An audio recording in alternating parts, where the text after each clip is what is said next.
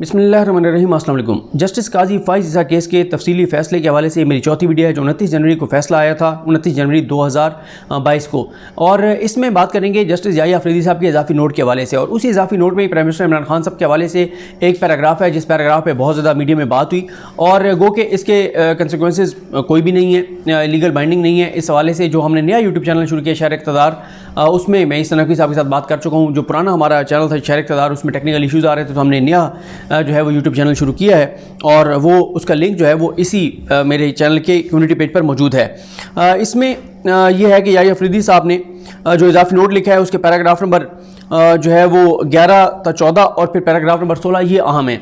याहिया अफरीदी साहब ने कहा है कि चैलेंज शुदा अहकामात के इजरा में एक और गलती जो हुई वो दरख्वास्त गुजार जज के मुबैना मिसकंडक्ट के बुनियादी इशू से हटना था। अच्छा, ये यहाँ से मुराद है चैलेंज शुदा अहकामात। चैलेंज शुदा अहकामात से मुराद ये है कि जो सुप्रीम कोर्ट का 19 जून का फैसला था और उसके बाद 23 अक्टूबर का तफसीली फैसला था जो 7/3 से आया था, जिसके बाद ये मामला उमर बंदियाल साहब ने जो फैसला लिखा था, जिसके बाद जस्टिस काजी फ़ाइज़ ईसा साहब के बीवी बच्चों का मामला FPR को भेजा गया था। FPR उनको नोटिस करे, उनसे जवाब ले, उसकी तरफ ये इशारा है कि याहिया अफरीदी साहब कहते हैं कि ये जो हुक्म था सुप्रीम कोर्ट का जिसको चैलेंज किया गया है नज़रसानी में कि उसके ऊपर रिव्यू करें, उसके जारी करने में एक जो गलती हुई वो ये है कि असल मसला था काजी फ़ाइज़ ईसा साहब के मिसकंडक्ट का, कि काजी फ़ाइज़ ईसा साहब के बीवी बच्चों की जो प्रॉपर्टीज़ हैं अगर काजी फ़ाइज़ ईसा साहब ने डिक्लेयर नहीं की तो क्या ये उनका मिसकंडक्ट है या नहीं है।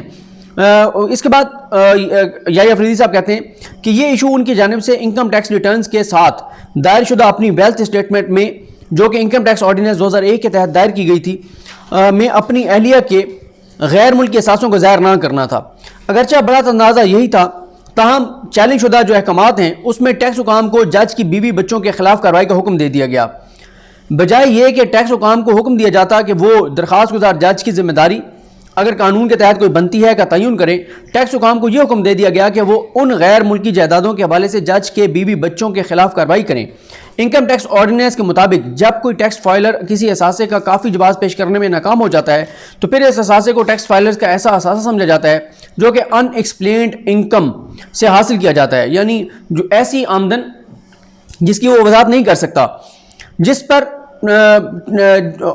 पर टैक्स बनता हो और फिर उसके मुताबिक टैक्स चार्ज कर लिया जाता है और इस इनकम को दीगर ज़राए की आमदन में डाल दिया जाता है। अच्छा, इसमें याहिया अफरीदी साहब ये कहते हैं कि सुप्रीम कोर्ट के जो 7 जजेस ने फैसला दिया था जिसमें काजी फ़ाइज़ साहब की बीवी बच्चों के हवाले से मामला जो है वो FPR को भेज दिया गया। अगर भेजना था तो काजी फ़ाइज़ साहब के हवाले से कहा जाता है कि जज साहब की जिम्मेदारी का आप तयन करें कि जज साहब का मिसकंडक्ट है या नहीं है, इन्होंने डिक्लेयर करना था नहीं करना था, और अगर जज की बीवी बच्चों के खिलाफ कार्रवाई करनी है तो वह FPR करता रहता। उसके कंसिक्वेंसेस ये बताते हैं याहिया अफरीदी साहब के ज़्यादा से ज़्यादा यही था कि अगर काजी फ़ाइज़ साहब के बीवी बच्चों के नाम पर एहसास और जायदादें हैं जिनकी वो वजाहत नहीं कर सकते तो ज़्यादा से ज़्यादा ये है कि वो अनएक्सप्लेन्ड इनकम के ज़रिए बनाए गए एहसासे जो है वो माने जाते और उसके मुताबिक उनके टैक्स उनके ऊपर लागू हो जाता। तो इससे ज़्यादा कोई नताइज नहीं थे कि एक जज के बीवी बच्चों के करोड़ों अरबों रुपए के असासे आ जाएं और उन असासों की वो वजाहत ना दे सकें तो ज़्यादा उनसे टैक्स वसूल कर लिया जाए, जज को कुछ ना कहा जाए। ये इजाफी नोट ये कहता है।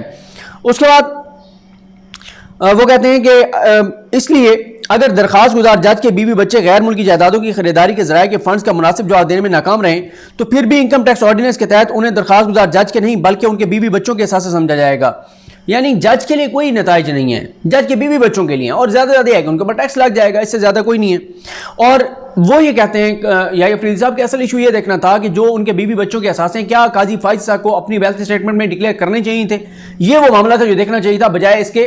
कि ये देखा जाता कि उनके बीवी बच्चे पहले वजाहत दें, मनी ट्रेल दें, रसीदें दें, बताएं पैसे कमाए कैसे, भिजवाए कैसे, कैसे जायदादें ली, डिक्लेयर क्यों नहीं की, उसको ये कहकर और उसको फिर कह दिया गया कि FPR रिपोर्ट भेजेगा सुप्रीम जुडिशल काउंसिल को, सुप्रीम जुडिशल काउंसिल इस पर गौर करेगी कि काजी फ़ाइज़ ईसा का कोई तल्लुक है या नहीं है। पैरा 12 में कहा गया है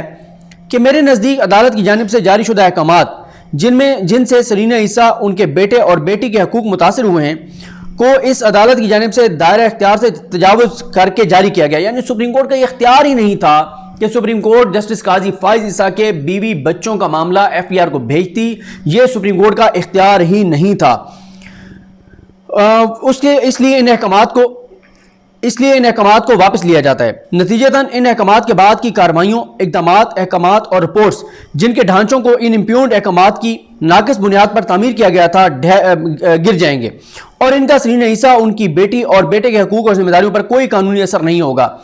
इसमें ये लिखते हैं काजी जस्टिस जाई अफरीदी साहब के, काजी फायसा साहब के बीबी बच्चों के वाले जो एफपीआर की रिपोर्ट आई है वो ख़त्म, या इस फैसले में इस चीज़ को भी यकीनी बनाया गया है इस पूरे फैसले में कि वो जो रिपोर्ट थी एफपीआर की जिसमें बताया गया था कि काजी फायसा साहब की अहलिया ने झूठ बोला, गलत बयानी की, तजादात थे, ज़ाया आमदनी बता सकी, जस्टिफाई नहीं कर सकी, रसीदें नहीं दिखा सकी, इस चीज़ को इस फैसले में मुकम्मल तौर पर तसल्ली के साथ यकीनी बनाया गया है कि कहीं उस रिपोर्ट के ऊपर कोई कार्रवाई ना हो। इस चीज को पूरी तसल्ली से यकीनी बनाया गया है कि उस रिपोर्ट के ऊपर कुछ नहीं हो सकता। वो रिपोर्ट खत्म, वो सुप्रीम कोर्ट का हुक्म ही गलत था, अपने दायरा इख्तियार से सुप्रीम कोर्ट ने तजावुज किया,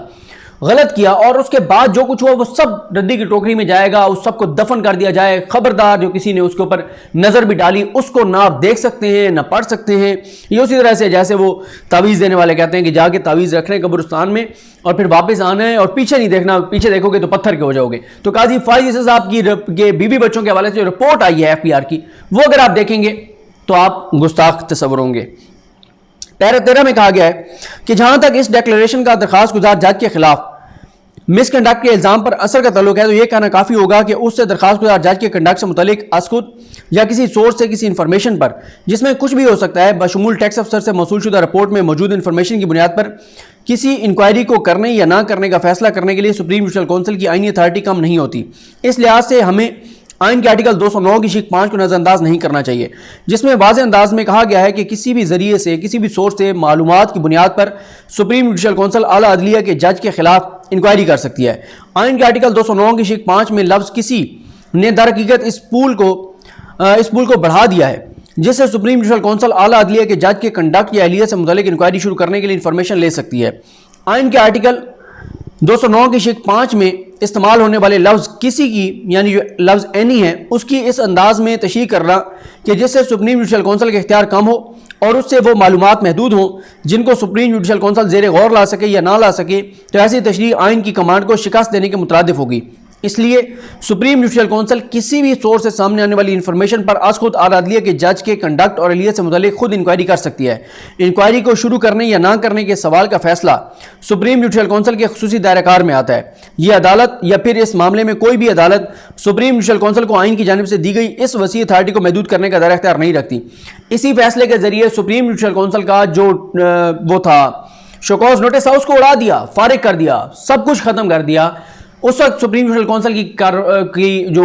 वो है अथॉरिटी वो अंडरमाइन नहीं हुई, कोई मसला नहीं है। लेकिन ये कहना कि काजी फायसा साहब के बीवी बच्चों के हवाले से जो रिपोर्ट है वो सुप्रीम जुडिशल काउंसिल के सामने रखी जाए, इससे सुप्रीम जुडिशल काउंसिल की अथॉरिटी अंडरमाइन जरूर हो रही है इन फैसलों के मुताबिक। पैराग्राफ 14 में कहा गया है, मेरे ख्याल में यह वाज़ेह करना मुनासिब होगा कि मौजूदा ऑर्डर से किसी तरह से भी सदर, सुप्रीम जुडिशल काउंसिल और टैक्स हुकाम के आला अदलिया के किसी जज बशमूल दरखास्त गुजार जज जस्टिस काजी फायसा के खिलाफ आइन के आर्टिकल 4 में दिए गए कानून के मुताबिक कार्रवाई की कानूनी अथॉरिटी कम नहीं होती। अगर हम अदालती एहतसाब में इत्मीनान की परवरिश करें तो हम कानून की हुक्मरानी के अलंबरदार नहीं हो सकते।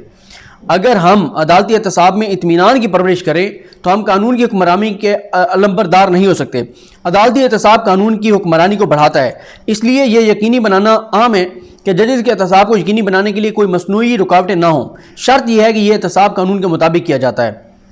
बार बार सारे फैसले लिखा है कि कार्रवाई कानून के मुताबिक करें, लेकिन साथ ये भी लिखा है कि खबरदार जज की बीवी बच्चों से कोई सवाल जो है वो करके और उसका जज के साथ कुछ ताल्लुक जोड़ना वो गलत है। रिपोर्ट भी ख़त्म, सब कुछ ख़त्म, लेकिन एहतसाब जजेस को होना चाहिए। भाई कौन सा तरीका होगा? इस नज़रसानी फैसले में नोट किया गया था कि सरीना ईसा के केस में टैक्स फाइलर की मालूमात की राजदारी, जिसका इनकम टैक्स ऑर्डिनेंस के सेक्शन 216 में मैंडेट दिया गया था, कि खुल्लम खुला खिलाफवर्जी की गई। टैक्स हुकाम ने chairman asset recovery unit barrister Shahzad Akbar की जानिब से जारी शुदा गैर कानूनी अहकामात, जिनमें वफाकी वजीर कानून डॉक्टर फ़रोग नसीम की मंशा भी शामिल थी, पर सरीना ईसा के खिलाफ टैक्स रिटर्न की कानूनी राजदारी की खिलाफवर्जी की। यानी वो जो टैक्स रिटर्न्स जो उनके देखे गए, लिए गए, रिकॉर्ड लिया गया, वो इनकम टैक्स ऑर्डिनेंस के तहत गलत था। उनके जो टैक्स रिकॉर्ड है उस तक हुकूमती इन ओहदेदारान की रसाई हो ही नहीं सकती थी। इनकम टैक्स कमिश्नर जो है, इनकम टैक्स ऑफिसर जो है, वो इनकम टैक्स हुकाम जो हैं, वो किसी तौर पर भी किसी भी टैक्स फाइलर का रिकॉर्ड नहीं दे सकते किसी हुकूमती शख्सियत को या किसी भी और को। मैं ये ऑब्ज़र्व करने पर मजबूर हूँ कि काबिल कदर वज़ीर-ए-आज़म की जानिब से खिलाफ वर्जी करने वाले इन अफराद को इख्तियारात के अहम ओहदों पर काम जारी रखने की इजाज़त देना, और वो भी इस हकीकत के बाद कि जब इस अदालत ने उनके इक़दामात को आइन और कानून के खिलाफ करार दिया हो, बिलखसूस इनकम टैक्स ऑर्डिनेंस के सेक्शन 216 की शिकों के खिलाफ करार दिया हो, जिसकी सज़ा की सूरत में नताइज हों, तो ये चीज़ गुड गवर्नेंस के सबसे अहम असूलों को झुटलाती है और इन खिलाफ वर्जियों के इर्तिकाब में काबिल कदर वज़ीर-ए-आज़म की मिली भगत को अयान करती है। यानी वो ये कहते हैं, जब सुप्रीम कोर्ट ने यह फैसला दे दिया कि इन्होंने गलत किया, टैक्स हुकाम ने, और इनसे जो रिकॉर्ड लिए गए ये भी गलत लिया गया, इन दोनों ने गलत किया, उसके बाद इनको ओहदों पर नहीं रहना चाहिए था। वज़ीर-ए-आज़म ने उनको ओहदों पर बरकरार रख के इस चीज़ की वो दिया है, सबूत दिया है कि वज़ीर-ए-आज़म भी सारी मिली भगत में मुलव्विस हैं। ये कहते हैं जस्टिस याही आफरीदी। पैराग्राफ नंबर 16 में कहा गया कि मौजूदा नज़रसानी दरखास्तों में उठाए गए आम इशूज़ पर मेरी राय कुछ यूँ है। नंबर 1, यह अदालत कोई ऐसा हुक्म जारी नहीं कर सकती जिससे किसी भी तरह से सुप्रीम जुडिशल कौंसिल को किसी खास मामले में कार्रवाई की तरगीब मिले या फिर उसे किसी मामले में कार्रवाई से रोके, क्योंकि यह दर हकीकत सुप्रीम जुडिशल कौंसिल के सामने मौजूद कार्रवाई में अदालती मुदाखलत के मुतरादिफ होगा। ऐसा करना आइन के आर्टिकल 211 के बताए गए मैंडेट के खिलाफ होगा, जब तक कि सुप्रीम जुडिशल कौंसिल की ऐसी कार्रवाई बदनीयती पर मबनी हो या बगैर इख्तियार के हो, जो कि मौजूदा केस में साबित नहीं हो सका। उसके बाद इस अदालत के सुप्रीम जुडिशल कौंसिल के टैक्स हुकाम की रिपोर्ट को ज़ेर गौर लाने के 40 शुदा अहकाम सुप्रीम जुडिशल कौंसिल में मौजूद कार्रवाई में अदालती मुदाखलत के मुतरादिफ हैं। ताहम तीसरे नंबर पर लिखा गया है, ताहम सुप्रीम जुडिशल कौंसिल ये मालूम करने के लिए कि दरखास्त गुजार जज के कंडक्ट के बारे में इंक्वायरी करनी है या नहीं करनी, आज खुद किसी भी सोर्स से मौसूल शुदा मालूमात को ज़ेर गौर लाने या ना लाने का इख्तियार रखती है। यह टैक्स हुकाम की रिपोर्ट भी हो सकती है। नंबर 4, अदालत के 40 शुदा वो अहकाम जिनमें टैक्स हुकाम से कहा गया था कि वो दरखास्त गुजार की अहलिया और बच्चों के अमूर की इंक्वायरी करें, जिसमें कार्रवाई का टाइम फ्रेम और तरीका भी बताया गया था, वो इनकम टैक्स ऑर्डिनेंस 2001 की शिकों की खिलाफवर्जी करते हैं। नंबर 5, सदर और सुप्रीम जुडिशल कौंसिल के पास इख्तियार है और वो आज़ाद हैं कि वो आला अदलिया के किसी भी जज बशमूल दरखास्त गुजार जज काजी फाइज ईसा के खिलाफ आइन के आर्टिकल 209 के तहत मुबैना मिसकंडक्ट पर कार्रवाई करें। नंबर 6, टैक्स हुकाम दरखास्त गुजार जज या आला अदलिया के किसी भी जज, चाहे वो हाजिर सर्विस हो या रिटायर, उनके शरीक हयात या बच्चों के खिलाफ बगैर किसी खौफ या फेवर के उनके टैक्स अमूर में इनकम टैक्स ऑर्डिनेंस 2001 की शिकों के मुताबिक कार्रवाई करने के लिए बाइख्तियार हैं, ताहम वो गैर कानूनी अहकाम की बुनियाद पर ऐसा नहीं कर सकते। नंबर 7, इनकम टैक्स ऑर्डिनेंस 2001 का सेक्शन 216 टैक्स फाइलर की मालूमात की राजदारी का हुक्म देता है और इसकी खिलाफवर्जी करने वालों के लिए इस ऑर्डिनेंस के सेक्शन 198 और 199 में सजा के नताइज हैं। मौजूदा केस में सजा के नताइज गैर कानूनी अहकाम देने वाले अफराद, जिनके नाम ARU के चेयरमैन मिर्जा शहजाद अकबर हैं, जिन्होंने वफाकी वज़ीर कानून डॉक्टर फरोग नसीम की मंशा से यह की जानिब खींचते हैं, और टैक्स हुकाम जिन्होंने सेक्शन 216 की खिलाफवर्जी में इन गैर कानूनी अहकाम पर अमल किया, और आखिर में काबिल कदर वज़ीर-ए-आज़म जिन्होंने खिलाफवर्जी करने वाले इन मज़कूरा अफराद के गलत कामों से मुतल्लिक इस अदालत के वाज़े और मुतफ़िका फाइंडिंग्स के बावजूद उन्हें अथॉरिटी के ओहदों पर बरकरार रखा और यूँ खुद को मज़कूरा खिलाफवर्जी के इर्तिकाब की मिली भगत में अयान किया। नंबर 8, दरखास्त गुजार जज या आला अदलिया का कोई भी हाजिर सर्विस जज आइन के आर्टिकल 184(3) के तहत इस अदालत की ओरिजिनल ज्यूरिसडिक्शन को इन्वोक करने का इख्तियार नहीं रखता, और वो इसकी नज़रसानी ज्यूरिसडिक्शन को भी इन्वोक नहीं कर सकता, क्योंकि जब तक वो आला अदलिया का जज रहता है तब तक वो इस हक से महरूम रहता है। तो ये इजाफी नोट है जस्टिस याही आफरीदी साहब का,